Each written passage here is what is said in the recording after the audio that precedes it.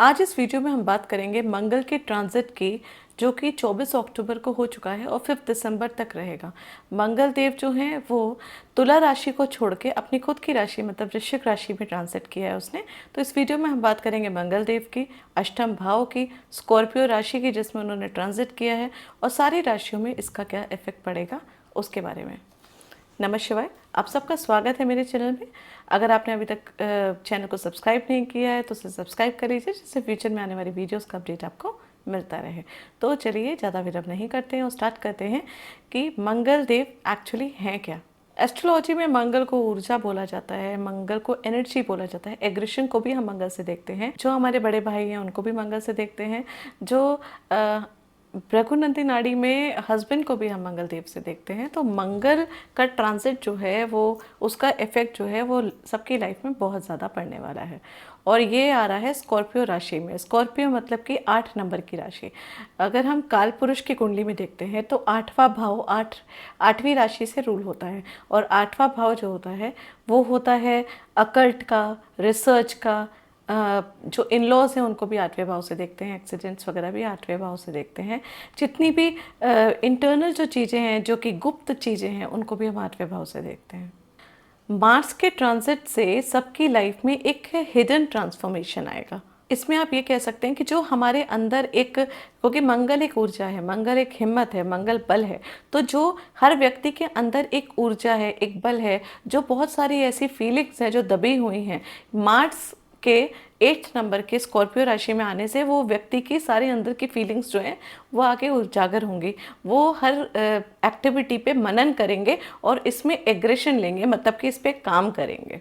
और साथ ही में क्योंकि देवगुरु बृहस्पति जो हैं उनकी शुभ दृष्टि भी मंगल पे पड़ रही है, तो ये जो भी एग्रेशन होगा, जो भी जो फीलिंग्स हैं जो कि रुकी हुई हैं, जो कि आगे बढ़ेंगी, वो पॉजिटिवली ही बढ़ेंगी हर व्यक्ति की लाइफ में।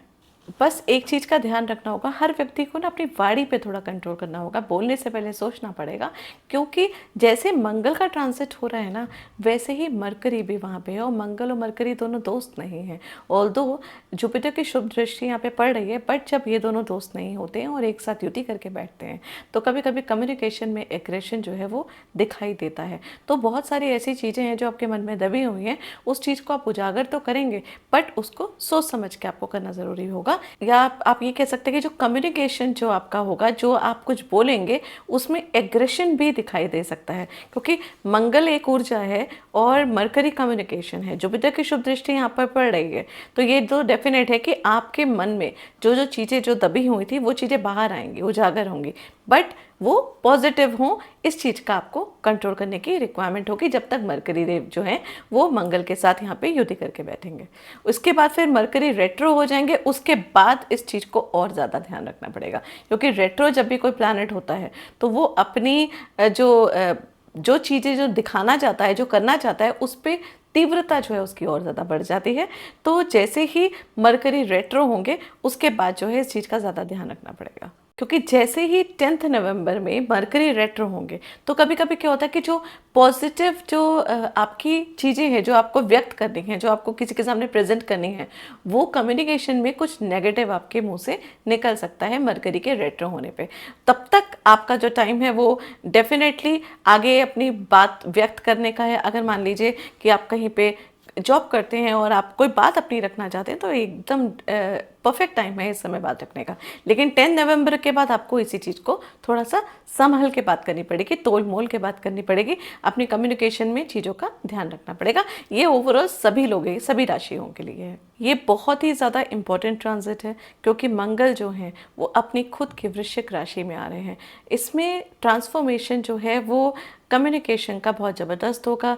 हर व्यक्ति जो है वो अपने दिल की बात जो कि दबी हुई थी काफ़ी टाइम से, जो किसी के सामने प्रेजेंट करना चाहता है, वो यहाँ पे करने में समर्थ रहेगा। और इसमें यह भी है कि वो चीज़ें जो कि बहुत अंदर दबी हुई थी, क्योंकि 8वां भाव जो है वो गुप्त बात है, मतलब वो ऐसी गुप्त बातें जो आपके मन में मनन हो रही थी वो इस समय जो है वो आप प्रेजेंट करेंगे और आगे अपनी बातें जो हैं व्यक्त करेंगे। बट आपको बहुत सोच समझ के करना है, हर किसी के साथ अपनी जो सीक्रेट चीज़ें हैं वो शेयर नहीं करनी है।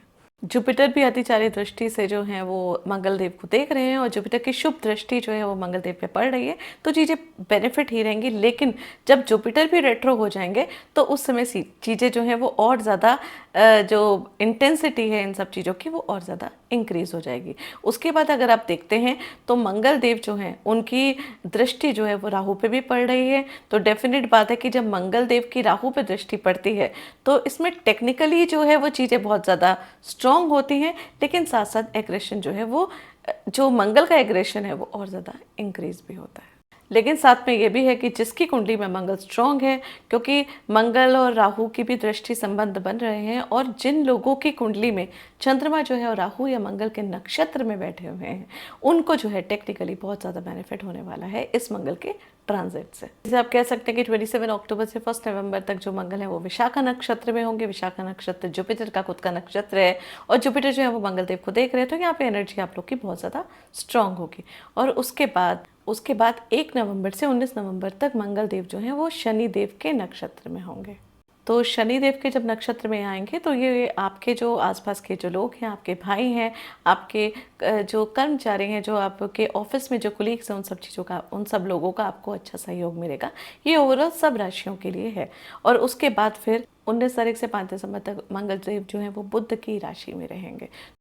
लेकिन एक बात का ध्यान रखिएगा, क्योंकि बुध और मंगल क्योंकि दोस्त नहीं है दोनों, तो कम्युनिकेशन जो है वो एग्रेशन में भी कन्वर्ट हो सकता है और यहाँ पे कंपटीशन जो है वो हर व्यक्ति की लाइफ में थोड़ा ज़्यादा बढ़ जाएगा। तो अब बात कर लेते हैं मेष राशि की, कि मेष राशि का ये मंगल का ट्रांजिट जो है ओवरऑल उनके ऊपर क्या इफेक्ट पड़ेगा। तो कि मेष राशि जो है उनका जो मंगल का ट्रांजिट है वो पड़ रहा है उनके 8वें भाव में, और मेष राशि के खुद के मंगल जो है वो स्वामी हैं, लगन के स्वामी हैं, जो कि अष्टम भाव में आए हैं। और तो लग्नेश का अष्टम भाव में आने से कुछ ज़्यादा नुकसान नहीं होता, और उसके बाद जुपिटर की शुभ दृष्टि भी तो वहाँ पर पड़ रही है। तो ये देखिए, मंगल देव जो हैं वो अष्टम भाव में बैठ के अपने चतुर्थ भाव से राहु को भी देखेंगे, 11वें भाव को देखेंगे। तो डेफिनेट बात है कि जब 11वें भाव को देखेंगे तो 11वां भाव जो है वो आपकी इच्छा पूर्ति का होता है। बड़े जो लोग हैं, जो इन्फ्लुएंसर जो लोग हैं, जो आपके मेंटोर हैं ना, इस समय आपको उनकी बात जो है वो माननी चाहिए, और इस समय उनकी बात सुन के जो भी चीज़ें करेंगे उसमें आपको सहयोग मिलेगा।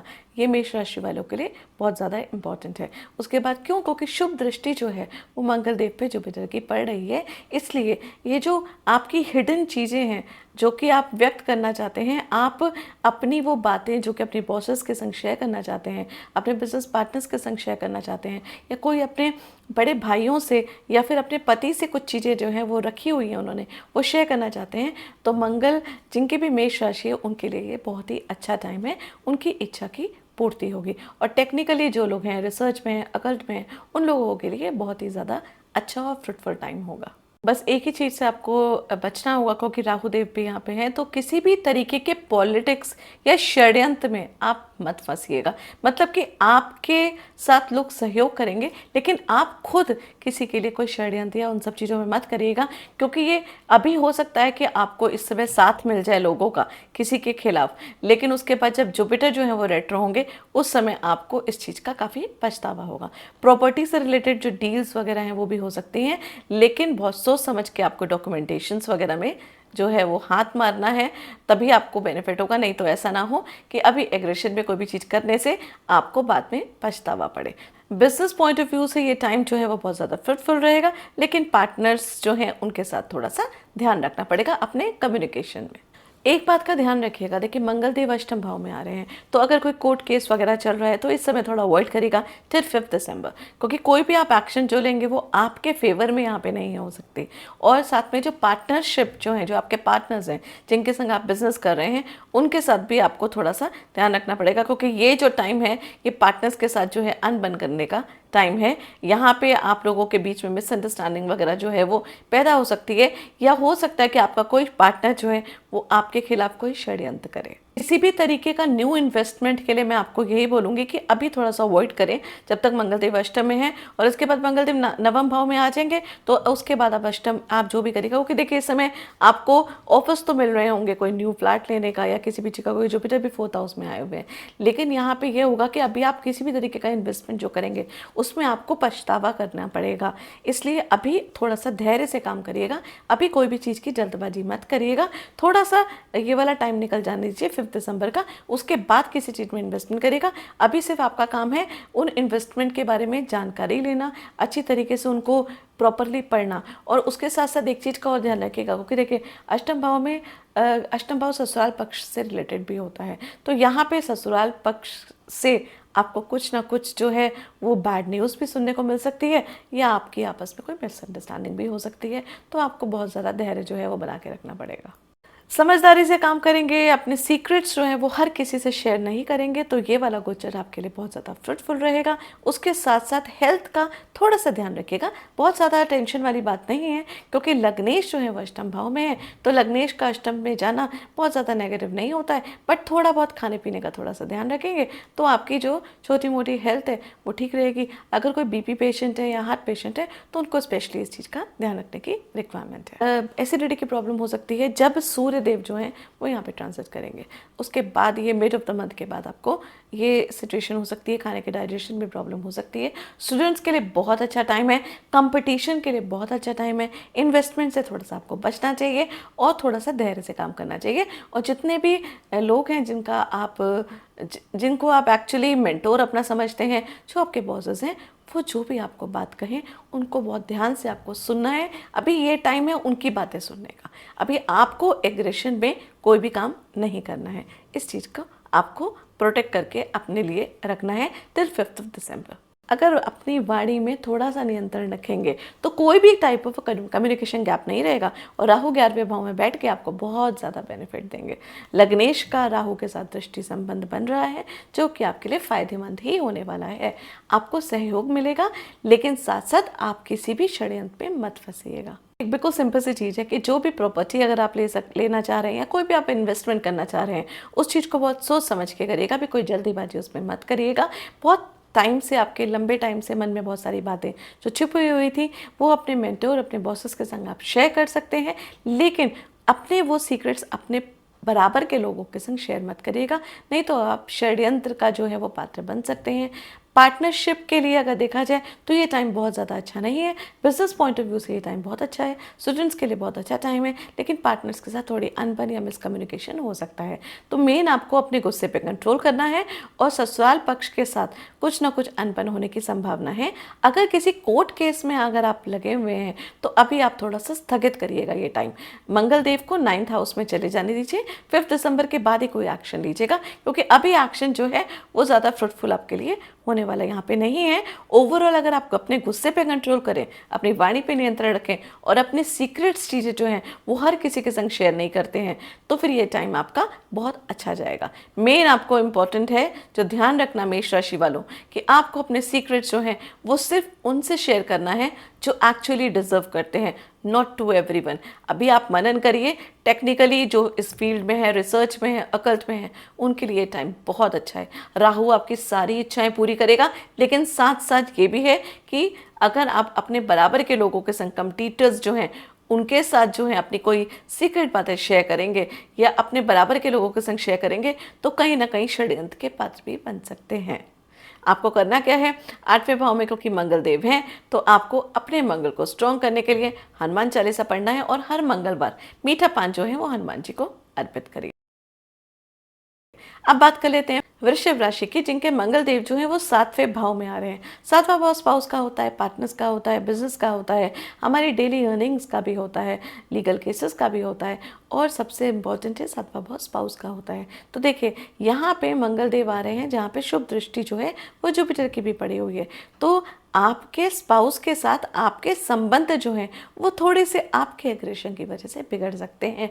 और तो जुपिटर जो है वो चीज़ों को संभाल के रखेंगे, क्योंकि वो भी अतिचारी गति से चल रहे हैं, लेकिन जब वो रेट्रो होंगे तो उस समय मिसकम्युनिकेशन हो सकता है और कुछ अनबन हो सकती है। अगर नौकरी पेशा वालों के लिए बोला जाए तो ये टाइम बहुत ज़्यादा फ्रूटफुल नहीं है, लेकिन आपको है ना जितने भी आपके हायर अथॉरिटी वाले लोग हैं, जो बॉसेस वगैरह हैं, उनके संग थोड़ी सी बना के रखनी है इस समय, थोड़ा डिप्लोमेटिकली काम करना है, क्योंकि आपके साथ के जो वर्कर्स हैं वो आपके साथ पॉलिटिक्स कर सकते हैं और थोड़ा सा नेगेटिव चीज़ें जो है वो आपकी लाइफ में हो सकती हैं। अरे बहुत सिंपल सी चीज़ है, आपको है ना अपने कम्युनिकेशन में कोई भी गैप नहीं रखना है। किसी भी बात की कोई भी चीज़ है तो कम्युनिकेट करिए, कम्युनिकेट करेंगे तो किसी भी तरीके की मिसअंडरस्टैंडिंग जो है वो नहीं पैदा होगी। पॉलिटिशियंस के लिए बोला जाए तो बहुत अच्छा टाइम है उनके लिए, उनको बहुत ज़्यादा बेनिफिट होगा। लव लाइफ में थोड़ी मिसअंडरस्टैंडिंग हो सकती है, संयम रखना होगा आपको, अपने गुस्से पे कंट्रोल करना पड़ेगा आपको। स्टूडेंट्स को बहुत ज़्यादा डिसिप्लिन बना के रखना पड़ेगा। ये सिर्फ लर्निंग का टाइम है, अभी कोई एक्शन लेने का टाइम नहीं है, तो अभी आप सिर्फ पढ़ाई करिए, लर्निंग करिए। ऑल्दो ये टाइम जो है अभी आपका थोड़ा पढ़ाई में मन भी कम लगेगा और पेशेंस से काम लीजिए, तो ये आपका जो मंगल का गोचर है वो आपके लिए ज़्यादा नुकसानदायक नहीं होगा। आपको करना क्या है, क्योंकि मंगल देव जो हैं वो आपके 7वें भाव में आ रहे हैं, जुपिटर जो है वो लगन में बैठे हुए हैं कि वृषभ राशि। आप लोगों के लिए फाइनेंशियल पॉइंट ऑफ व्यू से ये टाइम बहुत अच्छा है, लेकिन उसके साथ साथ रिलेशनशिप को स्ट्रॉन्ग करने के लिए आपको मंगल देव को स्ट्रॉन्ग करना होगा, जिसके लिए हनुमान चालीसा जो है वो नित्य आपको इवनिंग में करना ज़रूरी है। उसके साथ साथ हर मंगलवार जो है वो चना और गुड़ जो है वो उसका प्रसाद बांटिए। अब बात कर लेते हैं मिथुन राशि की, जिनका मंगल का जो ट्रांजिट है वो उनका हो रहा है 6ठे भाव में।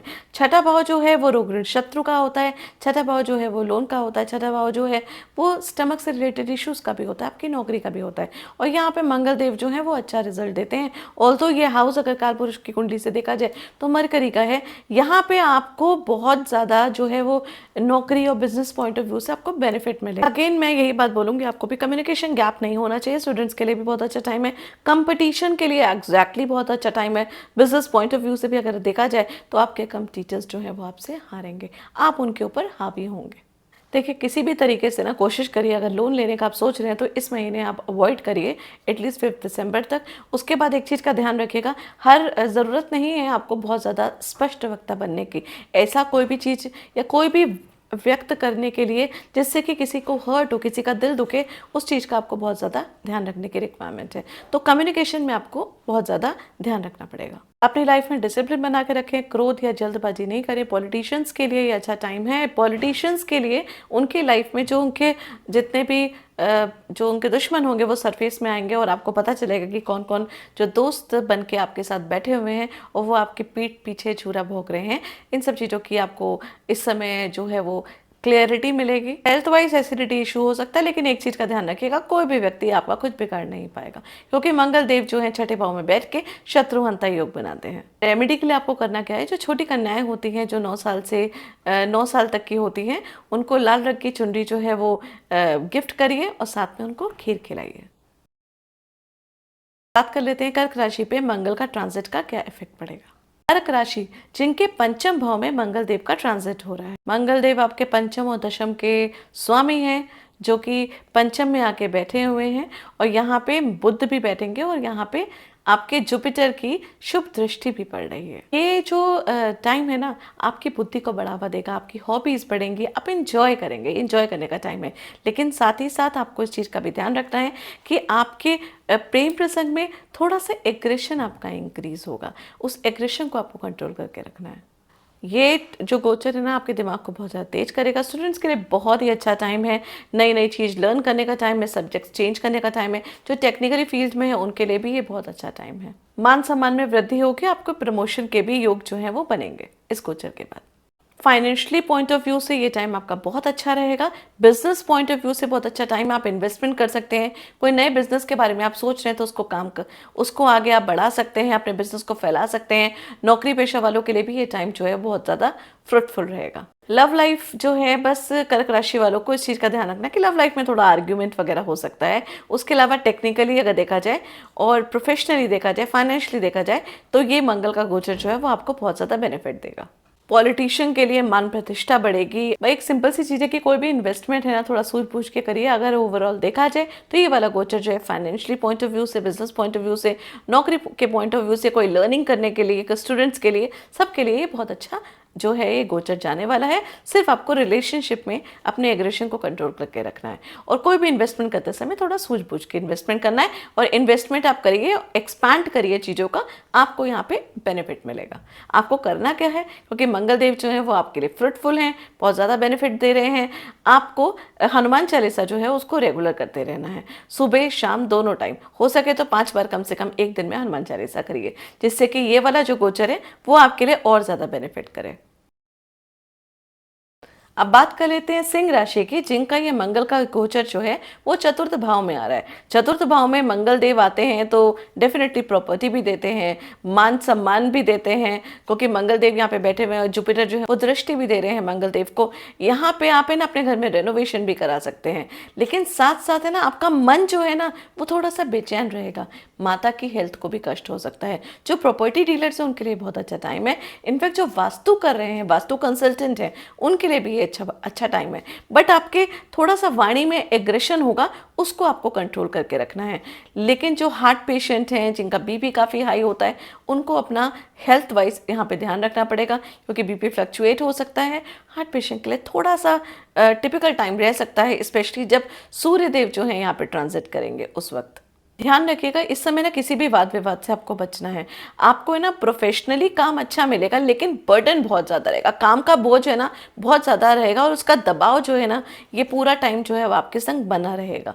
ऐसा नहीं है कि काम नहीं होगा, लेकिन काम का एक प्रेशर जो है ना वो आपके ऊपर बना रहेगा, और बहुत ज़्यादा रिस्पॉन्सिबिलिटीज़ इस टाइम आपके ऊपर पढ़ सकते हैं। पॉलिटिशियंस के लिए अच्छा टाइम है, फाइनेंशियल पॉइंट ऑफ व्यू से अच्छा टाइम है, लेकिन रिलेशनशिप में दिक्कत आ सकती है।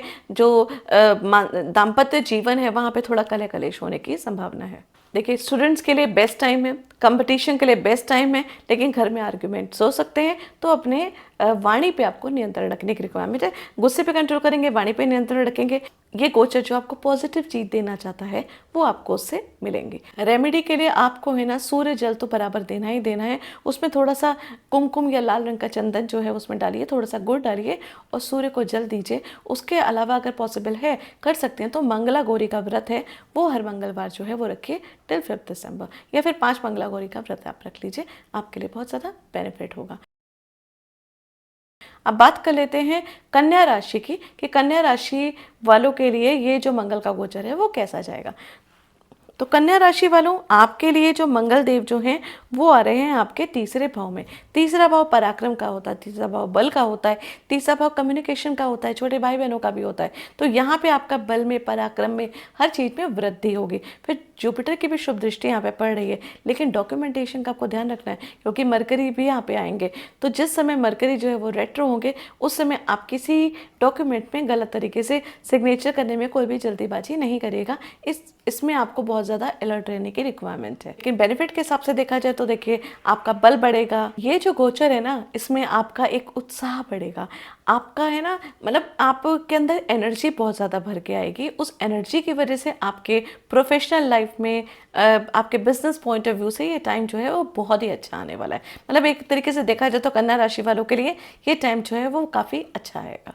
यात्राएं हो सकती हैं, व्यापार में वृद्धि होगी, नौकरी में प्रमोशंस होंगे, जीवन साथी का भी आपको सहयोग मिलेगा। हेल्थ वाइज भी this time will be very good. Students के लिए भी अच्छा टाइम है। एक तरीके से आप देखिए आपको मान सम्मान भी मिलेगा और लोगों के साथ आपका जुड़ाव भी होगा, और आपका जो ट्रेवल है वो आपके लिए काफ़ी ज़्यादा बेनिफिट भी करेगा। एक तरीके से समझ लीजिए कन्या राशि वालों, कोई भी काम को स्टार्ट करने के लिए ना ये आपका बेस्ट टाइम है। अगर आप मान लीजिए कोई अपनी किसी भी चीज़ का नींव रखना चाहते हैं तो this is the best time. कोई एक्सपेरिमेंट भी करना चाहते हैं ना, तो ये एक्सपेरिमेंट आप करना चाहते हैं, कुछ काफ़ी टाइम सबके मन में रह रहा है, चल रहा है कोई चीज़ करने का, तो इस समय बिल्कुल संकोच मत करिए, उसको कर दीजिए। क्योंकि अगर आपके बाकी प्लैनेटरी पोजीशंस जो हैं वो आपको बेनिफिट कर रहे होंगे, ग्रह दशा भी आपको सहयोग देगी, तो ये टाइम आपका बेस्ट है कोई भी नया काम स्टार्ट करने के लिए। रेमेडी के हिसाब से आपको है ना हर मंगलवार जाके 3 पान के पत्ते जो हैं वो हनुमान जी को चढ़ाना शुरू कर दीजिए।